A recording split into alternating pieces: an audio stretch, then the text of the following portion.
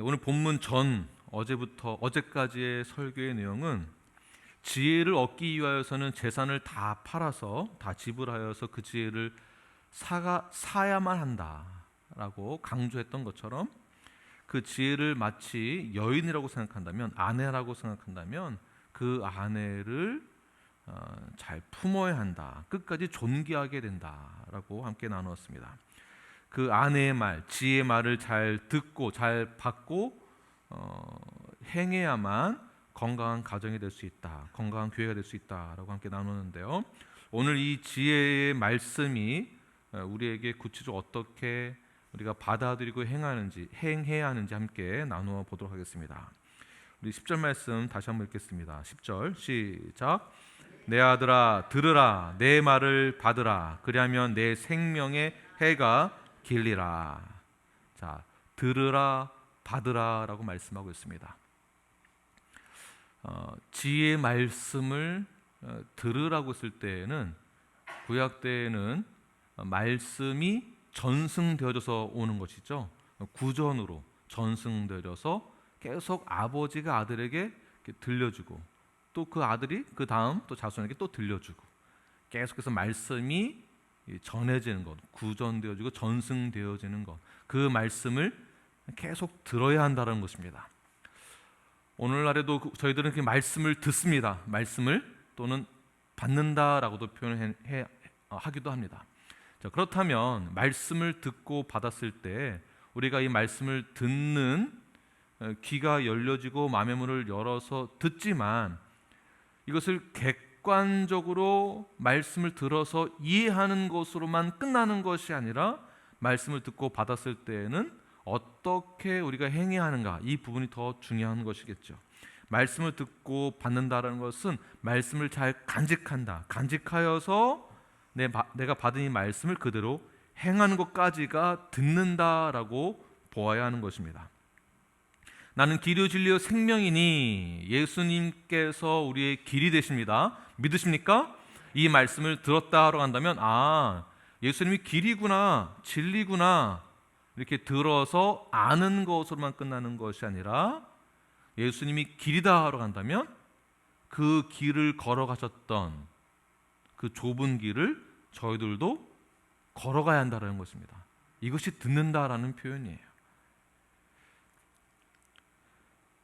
예수님과 동행하는 삶을 살며 주님의 명령에 따라 순종하는 것, 성경대로 살아내는 것, 이것이 건강한 교회의 성도가 아니겠는가. 말씀을 듣고 받으신 모든 분들은 성경대로, 성경에서 요구하는 그 삶대로 성화를 이루어 나아가시는 저와 여러분이 되길 간절히 축원합니다. 이렇게 이 말씀을 듣고 받은 사람들은 아멘으로 화답하게 되는 것이죠. 그리고 아멘 했으면 그렇게 행하는 것입니다. 그렇게 말씀 그대로 행했을 때 지혜가 내면화되어지고 믿음대로 살아가는 이들에게는 어떻게 되는가? 10절 후반절 보게 되면 내 생명의 해가 길리라. 12절에는 내 걸음이 곤고하지 아니하겠고 달려갈 때 실족하지 아니하리라. 이러한 축복의 은혜를 경험하게 되는 것입니다. 내 걸음이 곤고하지 아니한다라는 것은 어떠한 그 넝쿨이 내 발을 엉키게 해서 넘어뜨리게 하는 것을 막아주겠다라는 뜻입니다. 이것이 지혜이죠. 하나님께서 우리가 내딛는 발걸음 한 걸음 한 걸음들을 온전하게 세워주시겠다. 넝쿨을 피하게 하시고 돌을 피하게 하시고 넘어지지 아니하시게 해주시겠다라는 것입니다. 이러한 지혜를 얻은 자로서 이러한 축복을 누리며 나아가시는 저와 여러분이 되길 바랍니다. 그렇다면 지혜의 자는, 지혜가 내면화가 된 자들은, 말씀을 듣고 말씀을 받은 자들이 믿음대로 행하는 삶을 살아갈 때 구체적으로 어떻게 살아가야 하는가. 14절 말씀 우리 함께 읽겠습니다. 시작. 사악한 자의 길에 들어가지 말며 악인의 길로 다니지 말지어다. 자, 사악하다, 또 악인, 사악한 자, 악인. 주석에서는 원어의 뜻으로 이렇게 풀이하고 있습니다. 사악한 자, 악인의 길로 걸어가는 자들은 상습적으로 악을 행하는 자예요. 상습적으로 악을 행하는 자. 언제나 악을 일삼고 언제나 악을 행할 생각만 하는 자. 여기 계신 그런 분들 없다라고 하죠. 없다라고는 하지만 혹시 또 모릅니다. 남을 괴롭히고 집 밟아야만 직성이 풀리는 자. 그렇게 해야만 내가 좀 더 높아진다라고 생각하기 때문에 항상 상대방을 비하하거나 집 밟으려고 하는 그러한 성향을 가지고 있는 죄에 중독이 된 자, 상습적인 자. 자, 이러한 자 어떤 자들인가? 16, 17절 말씀 읽겠습니다. 시작. 그들은 악을 행하지 못하면 자지 못하며 사람을 넘어뜨리지 못하면 잠이 오지 아니하며 불의의 떡을 먹으며 강포의 술을 마심이니라. 네, 죄에 중독된 자의 상태가 이렇다라는 거예요. 죄를 짓지 않으면, 이 사람을 욕하지 않으면 내가 잠을 못 하는 거예요. 죄에 중독이 된 상태. 남을 넘어뜨려야만 내가 우월하다라는 그러한 생각을 갖게 되는 자들, 상습적으로 죄를 행하는 자, 죄의 중독자를 말하고 있습니다. 결국 성경에서는 지혜가 내면화가 된 자들은 이러한 자들과 함께하지 말라고 말하고 있는 것이죠. 그러니까 이런 자가 어떠한 자들인가? 내가 저 사람을 죽여야지, 이런 사람은 극히 드물 것입니다. 한 사람을 죽여야만 내가 잠을 잘 수 있어, 이러한 사람은 극히 드물겠죠. 그러나 생각으로 사람을 죽이는 자, 내가 죽여야지라고는 생각하지 않는다 할지라도 그 생각이나 말을 듣는 사람은 꼭 죽을 것만 같은 그러한 감정을 가질 수도 있겠죠. 예를 들면 거짓말을 계속해서 상대방을 넘어뜨리게 한다면 그 거짓말 때문에 상처받는 사람들은 완전히 자멸감을 느낀다든지 꼭 죽고 싶은 그런 마음이 들 정도의 감정에 기복이 심해져서 우울감 때문에 자살을 하고 싶다든지, 또는 어떤 한 사람이 정말 좋은 관계를 무너뜨리려고 하는 자들, 이웃에게 궤변을 늘어놓거나 관계를 시기 질투하여 이간질하거나 헛된 소문을 퍼뜨리는 자들, 이러한 자들이 사악한 자 아니겠는가라는 생각을 해보게 됩니다. 사람을 넘어뜨려야만 내가 잠을 잘 수 있고, 이것이 세상 아니겠습니까? 세상은 이렇게 죄에 중독된 자로 일상적인 삶을 살아가고 있는 것을 볼 수가 있습니다. 그러나 지혜자는 결코 이런 자들과 함께해서는 안 됩니다. 하나님의 영원한 생명을 소유한 자들은 우둔한 자들과 함께할 수 없습니다. 그래서 15절에서 이렇게 말씀합니다. 15절 시작. 그의 길을 피하고 지나가지 말며 돌이켜 떠나갈지어다. 여러분, 그들에게서부터 떠나시기 바랍니다. 그들과 함께하는 순간 어떻게 될까요? 함께하는 순간 나도 모르는 사이에 그들을 닮게 되어 있습니다. 그들의 생각과 그들의 가치관과 세계관으로부터 물들여지게 되는 것이죠. 아이, 목사님, 그래도 우리가 사람이 다 똑같지 않습니까? 다 똑같은 죄인이고, 그래도 친구인데 어떻게 그냥 그렇게 할 수 있습니까? 친구니까 제가 다 이해하고 그냥 받아주고, 저는 전혀 그렇지 않아요. 저는 그들과 똑같이 행동하지 않습니다. 그래도 그냥 받아줘야죠. 악은 어떠한 모양이라도 닮지 말고 버리라고 했습니다. 어떠한 모양이라도.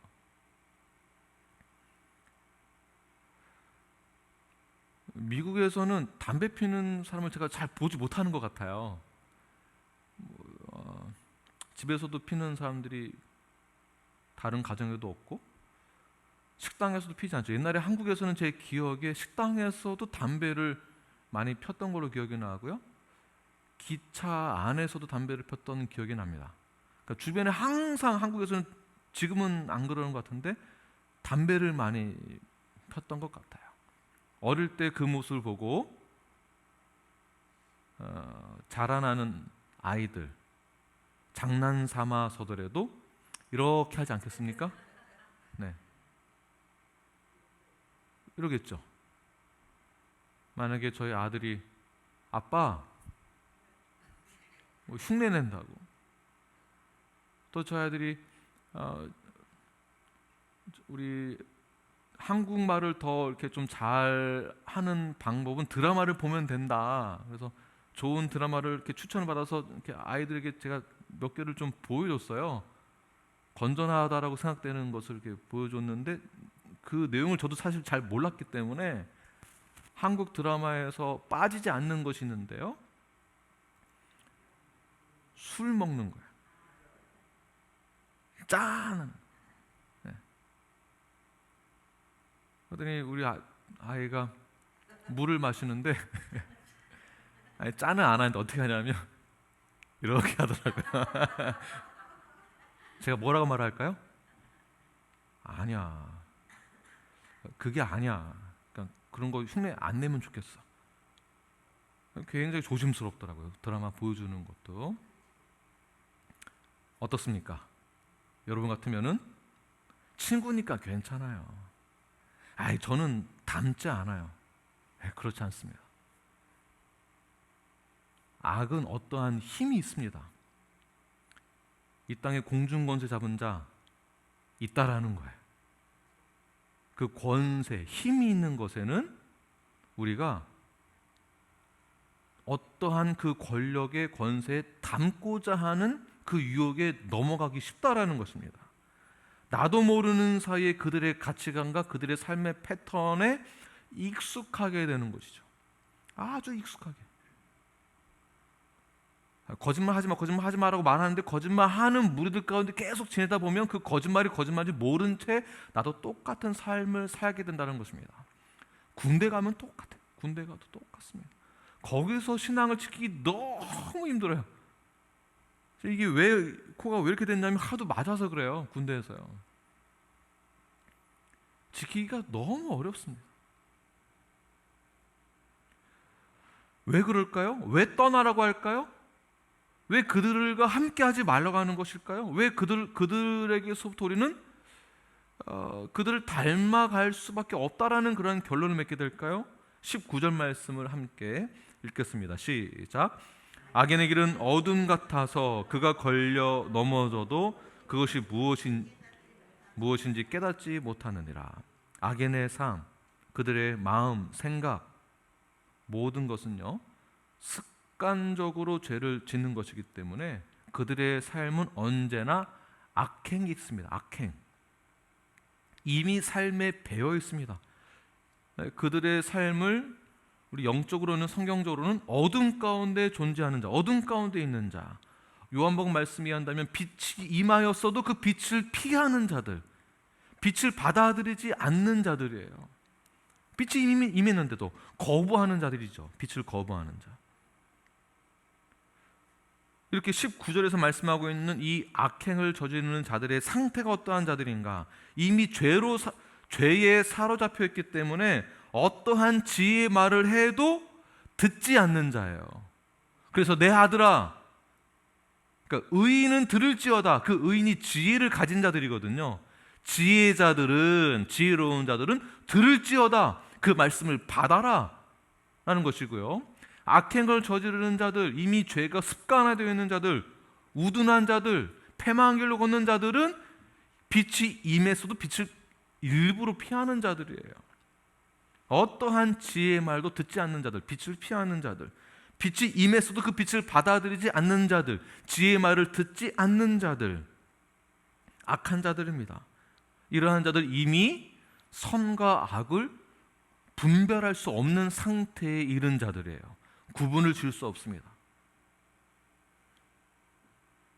그래서 주석에서 이렇게 말하고 있습니다. 습관적인 악행으로 인해 판단 능력을 완전히 상실한 상태에 있는 사람들이라고 표현하고 있습니다.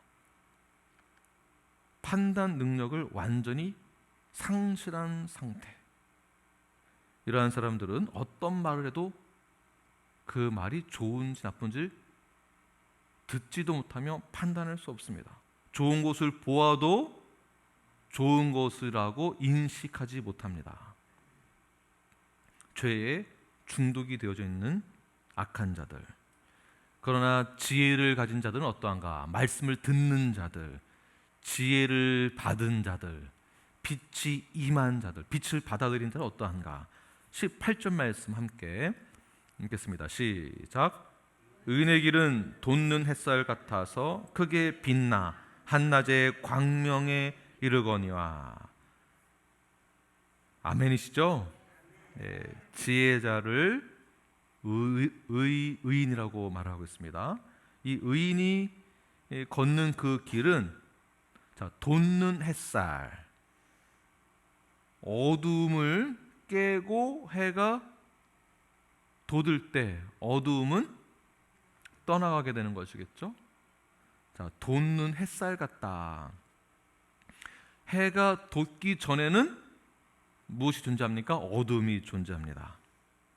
전에는 저희들도 어둠에 속해 있었고 지혜를 소유하지 못한 상태에 있었을 때에는 선과 악을 분별할 수 없었지만 지혜를 얻고 빛이 임하였고 그 빛을 받아들였을 때에는 어둠을 깨고 의인이 되어 돋는 햇살. 이 햇살이 강하진 않지만, 이 햇살이 아직은 미약하지만 우리는 이미 의인이 되었다는 것입니다. 언제? 빛을 받아들이는 순간, 그 지혜를 듣는 순간. 우리는 전에는 우둔한 자였고 불의한 자였으며 악한 자였습니다. 악행을 저지르는 자들과 똑같은 삶을 살았습니다. 그러나 빛을 받아들였고 지혜가 우리에게 들어왔을 때에 우리는 회개하게 되는 것이죠. 회개하고 난 다음에 우리는 새 생명을 얻게 됩니다. 생명. 하나님이 원하시는 그 생명대로 살아가는 명령을 받은 자들이에요. 살아가야 될 명령을 받은 자들, 그 말씀대로 살아가는 자들은 주님의 말씀에 순종하게 됩니다. 그래서 돋는 햇살이 우리가 돋는 햇살처럼 뜨다가 그 다음 어떻게 됩니까? 마지막에는 광명, 최고로 빛나는 그 자리에 우리가 서게 된다는 것입니다. 광명에 이르게 된다. 성화를 거쳐서 죄인 되었던 우리가, 죄로 인해 죽을 수밖에 없었던 우리가, 죄의 노예였던 우리가 하나님의 자녀가 되었고 죄 없다라고 하시고 하나님의 권속으로 삼아 주셔서 가장 영화로운 그 광명의 자리에 우리를 세워주신다라는 거예요. 그것도 우리가 아무런 공로가 없어도 오직 하나님의 은혜와 은총으로 우리를 영화롭게 해주시는 그 광명의 자리, 하나님의 자녀된 축복, 빛의 자녀. 이러한 지혜를 소유한 자들은 우리의 마음에 빛이 있기 때문에 어둠에 있는 자들은 그 길에서 넘어지고 쓰러지고, 넘어져도 왜 넘어졌는지 모르지만 저희들은 이미 마음 가운데 빛이, 이미 그 지혜가 나의 마음 가운데 내면화되어 있기 때문에 우리는 길을 잃지 않는다는 것입니다. 길을 잃어도 넘어지지 않습니다. 자갈밭에 있어도 넘어지지 않습니다. 넝쿨에 엉킬 수 있을 것 같으나 그러나 하나님께서 넝쿨에 넘어지지 않도록 우리의 발을 붙들어 주시고 피하게 해주시고 제거해 주신다는 것입니다. 자, 우리가 달려가야 할 길 이미 정해져 있습니다. 저와 여러분은 빛의 자녀입니다. 하나님의 권속이 되었습니다. 우리가 달려가야 할 그 길을 향하여서 표대를 향하여 나아가시길 바랍니다. 또한 그 길에 다다랐을 때에는 칭의와 성화를 지나 영화에 갔을 때에는 우리가 고백하기를 내가 달려갈 길, 그 길을 다 마쳤습니다 라고 이렇게 고백할 수 있는 저와 여러분이 되길 바랍니다. 이런 성화의 길을 걸어가시며 건강한 성도로서 건강한 교회로서 주 앞에 나아가시는 이 세상에서 빛이 되시는 저 여러분이 되길 바랍니다.